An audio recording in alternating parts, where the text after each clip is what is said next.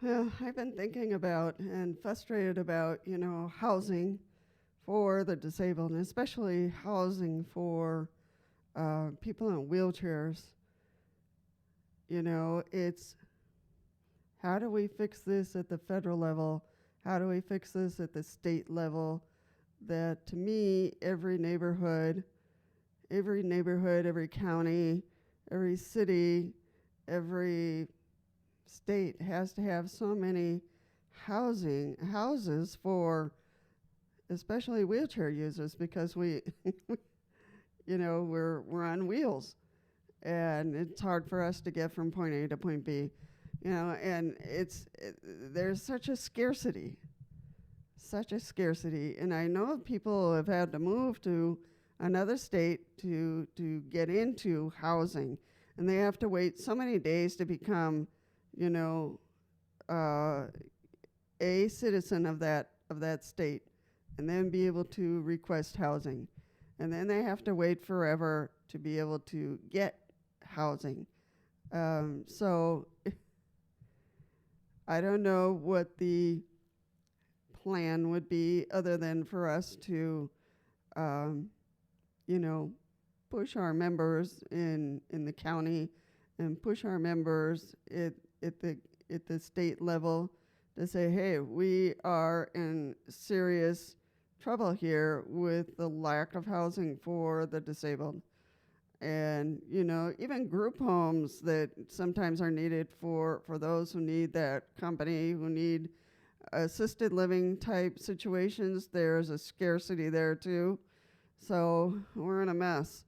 And it's really important for us to raise our voices and to, target the politicians or raise funds to be able to build, even if it were a community type housing for the disabled, and have social workers come and go to assist us in whatever we need. But it's like a roadblock somewhere. There's politicians that are roadblocks. There are a scarcity of money, a scarcity of willingness and awareness for us to have the housing we need. So I want to invite you, and myself included, to really think about who we can target to really make an effort to build, encourage our state, our counties to build accessible housing. And for it to happen soon, because there's so many people who have to cram in with family, have to cram in with friends in buildings that are not accessible. And then you have people who can't get in and out because of the stairs, everything else. So I can't tell you. Once in a while, I'll see a house with a ramp. Otherwise, it's all stairs to go in and to go out. So this is serious. I would consider it serious because it's like, we'll offer housing to you, but we won't offer housing to you just because. We don't want you here in our neighborhood. We don't want you here in our state. Go somewhere else. So, I don't think everybody thinks like that, but it feels that way. It really feels that, the state is so focused on a whole bunch of other things.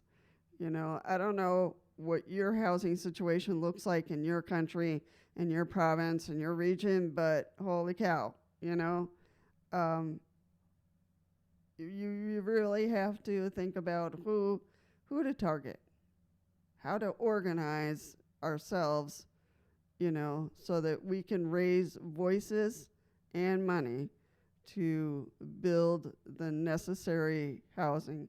I know in Oregon's really bad. I know Florida's really bad. I know that California, meh. But there are some areas in California it's really bad. It's just, you know, um, New York City, depends on what areas. Um, in the South, I think it's really bad. So, it's what do we do about that? We have organizations that help build ramps, but then you have bathrooms and you have kitchen issues. So, and for that you need money. Um, so, yeah, I would tear down housing that's no longer used and build an accessible one. If you're going to build something new in a neighborhood, make it accessible. If you're building a home, make it accessible from the beginning. And some people say, oh, but it'll affect the value of the home. And that is so not true. So not true.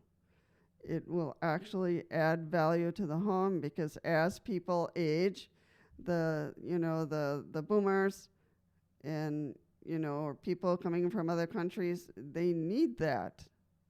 They need that. So if you have an opinion about this, print it down below. If you feel like you can organize a group in your area, do so and raise your voice because this is a serious issue. I've always considered it serious, but this is the first time that I'm putting it out there for more people to hear about the lack of housing for the disabled. It just has to turn around, and we just have to make a commitment to be able to build more housing, tear down housing that's not being used, grab some properties that are not being used, and purchase it, from the city or whoever owns it, and build housing that is accessible. And it doesn't have to be, well, yeah, I would put the rule that, people who need accessibility would, be first come, first serve. And, special programs that you would work towards ownership of that house could be, first-time homeowners, could be, a government type situation in which, you would only be charged a certain amount, depending on your income. So many ways that you can slice it.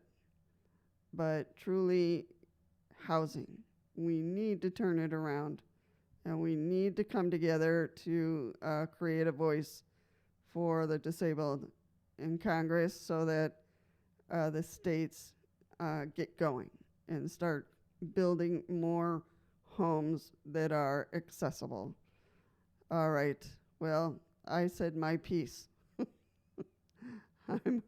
I'm hoping that you have some thoughts and you can print it down below and give us some ideas on how we here in the United States or in Canada or in Europe, how do we make, housing available for the disabled?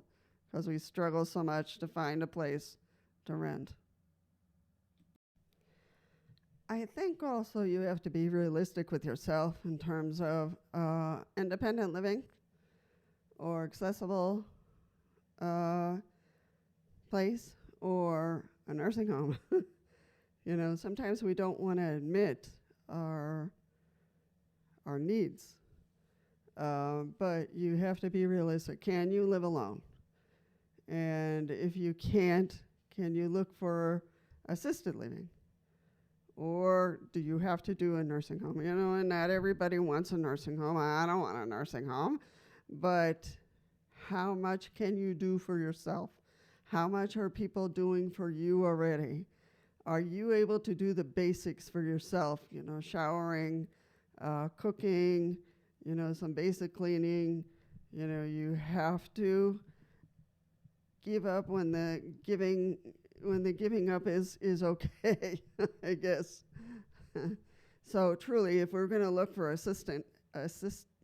assisted living, accessible housing, you have to be realistic. Can you handle the housing, or do you need a team to come in to help you with the laundry, cooking, that kind of thing, which in many places exists. you know. So you have to really figure out, if you're going to live by yourself, how much help do you need? If you're going to be in assisted living, how much assistance do you need?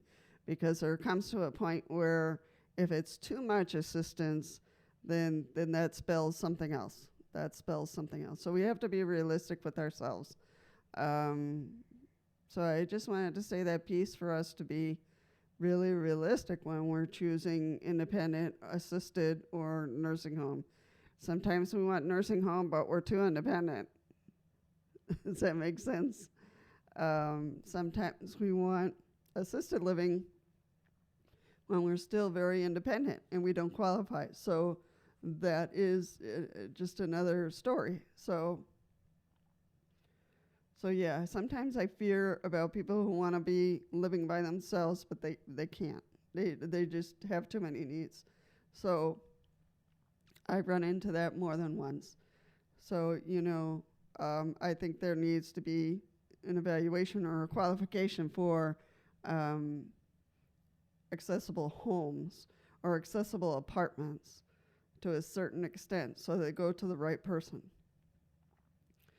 So, you know, I know a person on YouTube who lives in an accessible bus. He just bought a bus and made it accessible for him.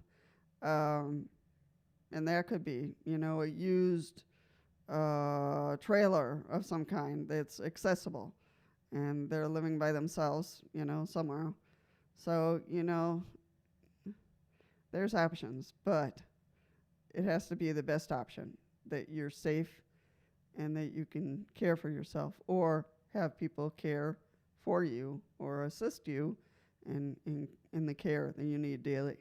So those are my thoughts for the day. What are yours?